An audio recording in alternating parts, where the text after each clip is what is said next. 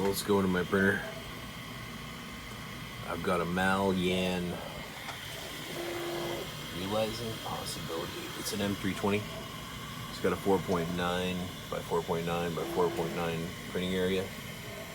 I've been working on these masks. This is a new mask I'm trying out right now. This is an older mask that I've been figuring out when I downloaded this off of Thingiverse. This is a small, I think the small is about regular size for regular people. I wear a medium and I've got a big fat head, so went and got some of this just like window gasket. This is a MERV 13 filter, kind of flattened out on the back. I put some halyard.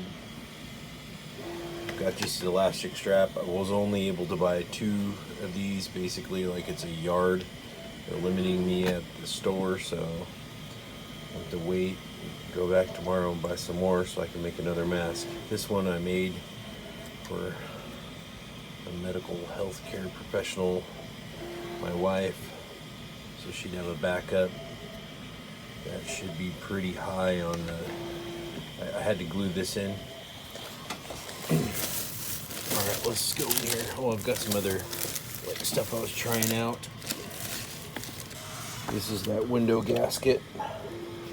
Basically it comes double rolled. So anyway, that's what I've been on a mission using. Works good with these masks because they've got a little groove in them. This was my mask. It's more like the first one I printed. It's medium, fits me, but there's a need that this one is done faster than that one. Here's the ring. Kind of just sit on there. I mean, this is not really like a how-to video. I'm just showing. I printed another mask. I got this off of GrabCAD. I don't think my printer did very well. It's got a bunch of stuff. I've been sanding on it and doing other stuff. It's like my sanding block. It's a 400 grit. I'm not trying to...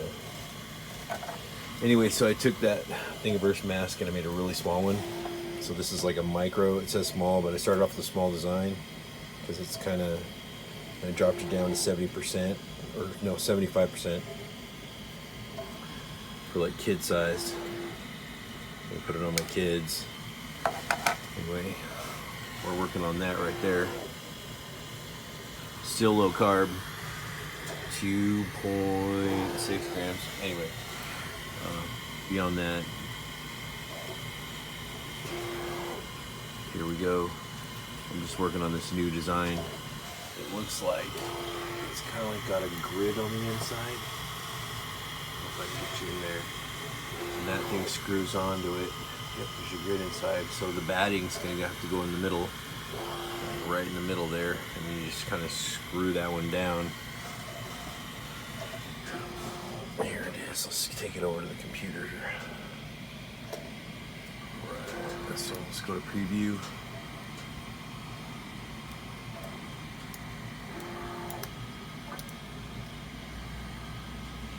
What I'm printing. It doesn't really show that there's like a grid in there. I wonder, oh, there on prepare it does. On prepare it kind of shows what I'm printing. I'm printing the cap, and this thing screws off. I'm not quite sure, where did I get that? Okay, yeah, this one came off Thingiverse. You type that in there. Thingiverse has been acting a little bit weird today. Normally when I search something, like, here, my son really wants this polyfrog. I'm gonna go back. Like when I type something, it's stopping me. And normally I could keep scrolling and more stuff will keep coming, but that's it. So I've had to kind of go, like if I type frog, I could scroll down forever, but it's not letting me do that today for some reason. I don't know. But yeah, this is the mask that I was working on. This is a little bit different. I've got a design out of this design. Yeah, here it is. This is the one that I'm working on. Low poly, 31 grams apparently, 0 infill, no supports, fast print. Yeah, well, I don't know about fast print, but I guess I don't really know. Well, 3 hours and 32 minutes. Okay, so go back over to monitor. I'm using Poly Plus for those that care. My bed is heated up to 60 Celsius. I'm running 210 Celsius because of the Poly Plus. And looks like I've only got a couple minutes left. So we're just kind of waiting. It's a magnetic plate. That thing pops up and then I can just like work on it. When I'm not doing that, I've got my laptop stacked there. I've been banished to this little area. I don't have any desktops. I'm working on Dell Precision. This is like my main computer. There's some other stuff. I've got some green poly. I got the green poly with it. Hey, so back over. Here we go.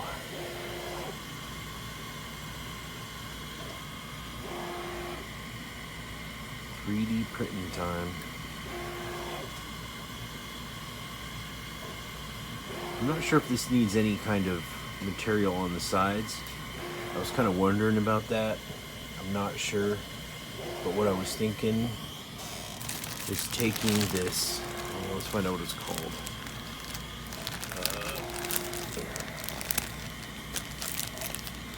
Backer rod. It's kind of like this foam. This is the small one. This is the, let's see if we can get it in the camera frame. Okay, right there, 3/8 by 20 feet apparently.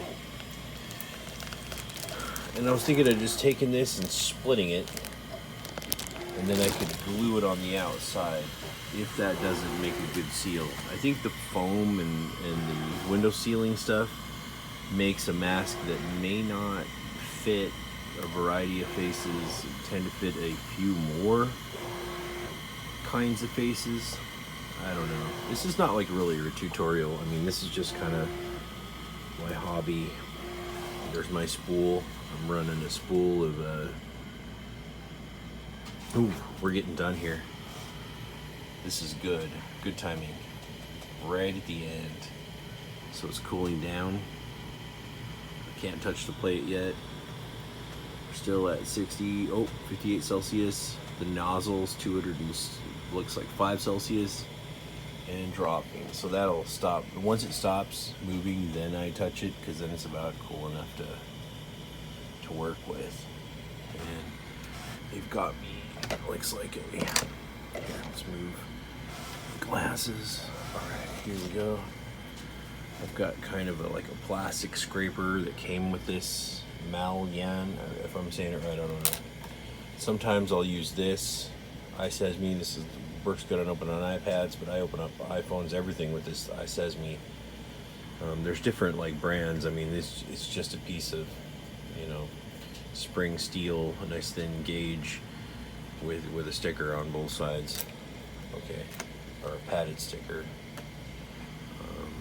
That's not it. I use a razor blade, but I try not to because I've got this kind of a poly plate. I don't want to really mar that up. Anyway, that's what I've been up to lately. I'm really kind of excited to see if this mask works out. I know that some of them, they don't always pan out. Not everything. I mean, some of my prints, like here, I went to go print this like mask saver. That's what I got. Maybe my printer couldn't do it or whatever. I seem to print everything else just fine, but you know, it might have been better maybe if I'd rotated it flat. It was sticking up and it was really thin. Maybe that's the fault. I don't know. I'm not claiming to be a guru at this stuff at all. Anyway, it's cooling down. It's going to take a while. All right, that's kind of my update.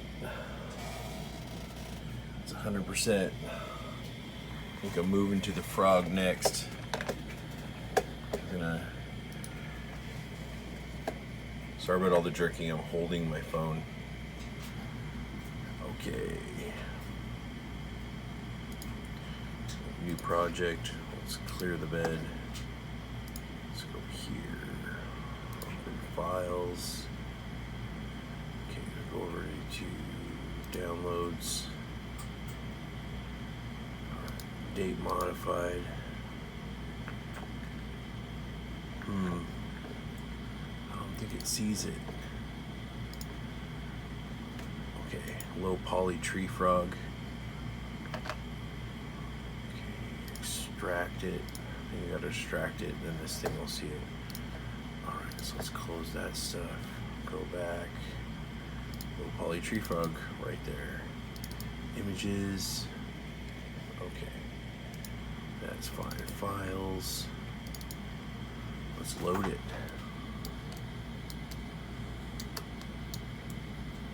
Okay, here we go. This is the next thing I'm working on. My son really wants another frog. So that's the next thing I'm going to start. That is a pretty nice size frog. This is the frog that he wanted anyway. Here, let's scroll in. See if we can't get a good idea.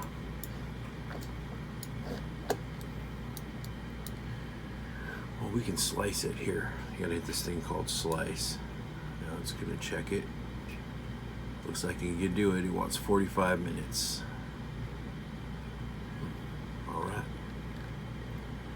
45 minutes for this kind of pixelated tree frog. All right. Anyway, thanks for watching. This is my video coming at you with my new cheap printer. I mean with the poly and the tax and everything, I was a couple, 250 in. I mean, this thing's like a little over 200, but then this one, they added, 25 bucks or something. I just wanted to get a full spool. I had to learn the hard way that there's different kinds of poly, and that poly is called Poly Plus, and it needs a little bit more heat. So I don't know if that helps anybody, but I really enjoy this printer. I don't know how long it's gonna last. I've only had it a few days, but I'm gonna run this thing till it blows up, and then I'll get another one. Thanks for watching.